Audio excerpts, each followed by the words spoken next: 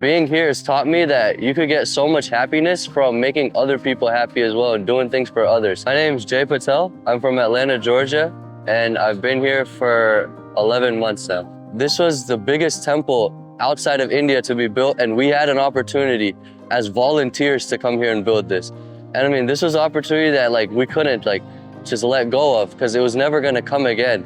With all these guys coming here and coming back and telling me about how much of a great opportunity it's been and the experience they've had here, I decided to come experience it for myself. Honestly, this is a once-in-a-lifetime opportunity that I wasn't gonna get again. There's no other place I'd rather be than here. And especially going from this to going back to school is definitely gonna be tough. But I'm gonna miss this place. I think this past year has been the best year of my life, mainly because of the amount of skills, values that I've learned while being here, but also the people I've met. You're never gonna be able to experience that again. These are people from all across North America that have all come together for one goal. So to be honest, there is no place I'd rather be. I wouldn't want to go home because this has become my home.